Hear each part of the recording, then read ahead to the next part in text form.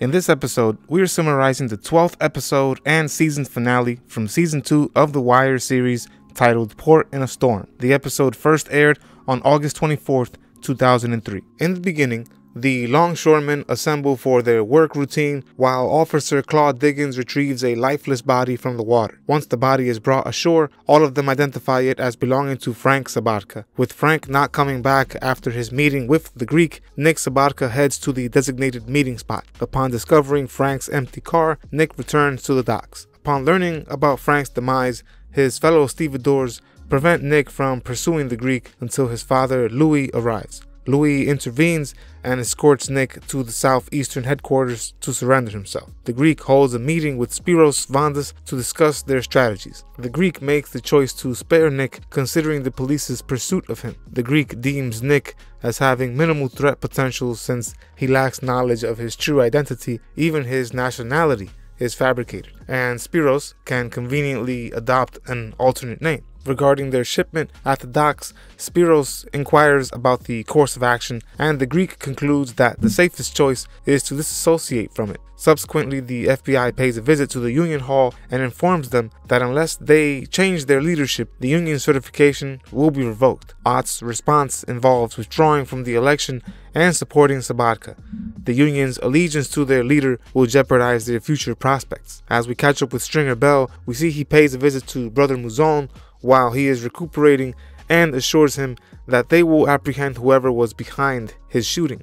Mouzon is adamant about not needing their help and expresses his determination to personally track down those accountable. Stringer inadvertently implicates himself when he reacts to Mouzon's use of a plural term while discussing his assailants. Bubbles and Johnny Weeks come across an individual who has overdosed on the potent new drug package. While Johnny keeps watch, Bubbles attempts to pilfer medical supplies from the ambulance that responds. Officer Santangelo apprehends them, leading to their placement in an interrogation room at the Southeastern District. Detectives Kima Greggs and Jimmy McNulty speak with Bubbles, urging him to share information to secure the dismissal of the charges against him. Bubbles claims to possess little useful information, but Johnny reminds him of Brother Mouzon's shooting of Cheese. Bubbles then informs the detectives that the shooting was trivial due to Mouzon's use of a rat round. He proceeds to reveal details about Eastside drug dealers encroaching in on Avon Barksdale's territories. Bubbles characterizes the situation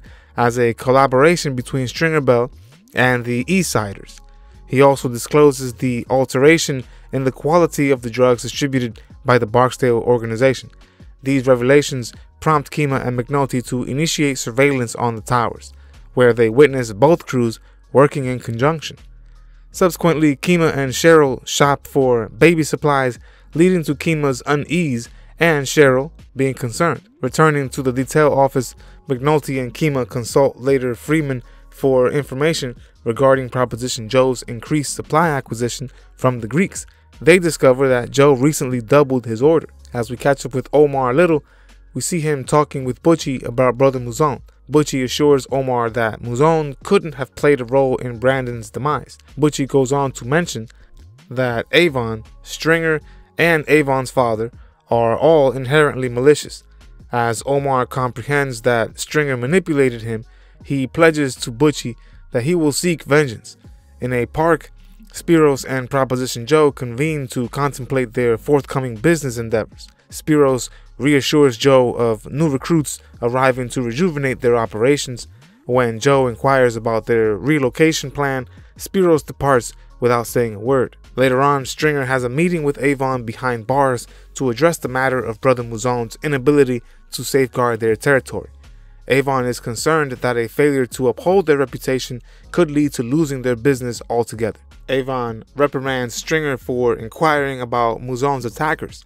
Eventually, Avon concedes that collaborating with Proposition Joe is necessary in fact. They ultimately reaffirm their loyalty to each other. Stringer subsequently meets with Proposition Joe to share the positive news. However, Joe informs Stringer that there will be a minor delay in their resupply.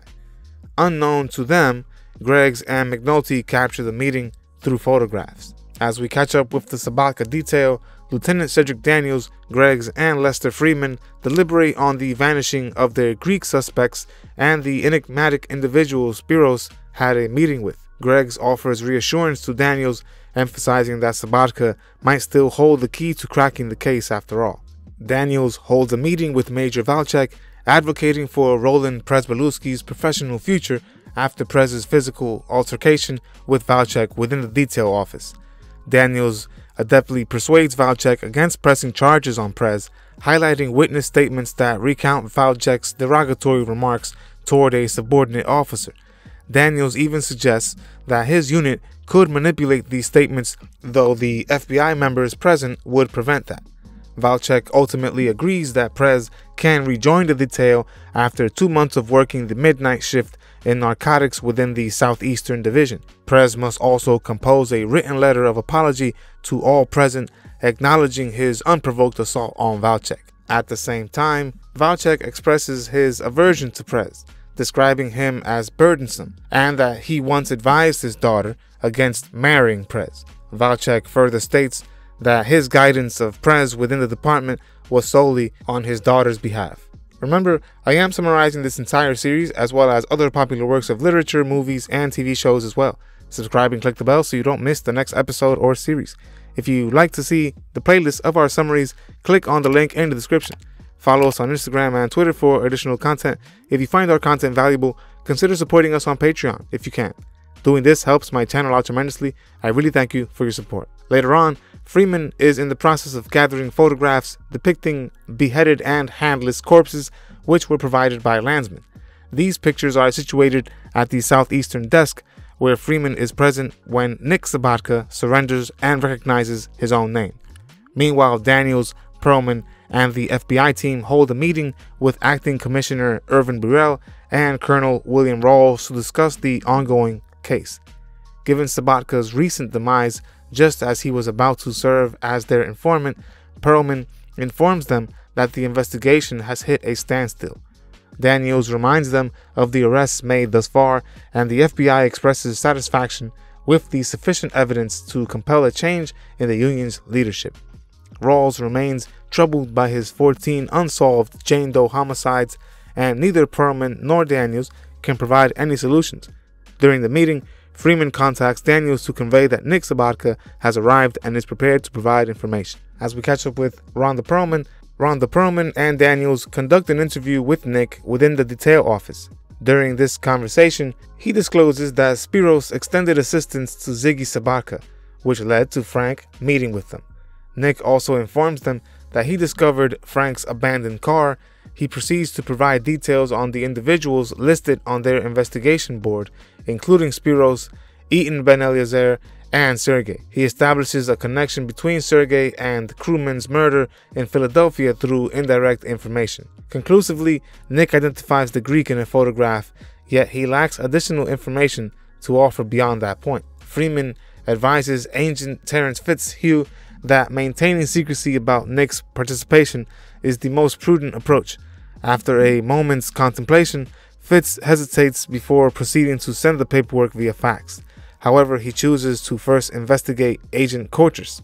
To his disappointment, Fitz discovers that Coaches has been absent from San Diego for a year. Thomas Herkhauk and Ellis Carver wait outside Nick Sabatka's residence, growing increasingly impatient. Herc convinces Carver that they need to leave the detail to earn respect. As their frustration mounts during the waiting period, they decide to inform Nick's father that he should surrender. Their anger intensifies when he reveals he has already been in custody for nearly 24 hours. In a state of frustration, they march to Daniels' office to address their concerns about their perceived underutilization in the detail. Daniels contends that surveillance is an integral aspect of their role, but Carver asserts they are being treated as mere laborers, and Daniels fails to acknowledge his rank in the department. Carver then mentions a potential post in the Western District as a DEU sergeant under Major Colvin, where he plans to request a transfer due to the unit's hands-on street work and the recognition of his rank.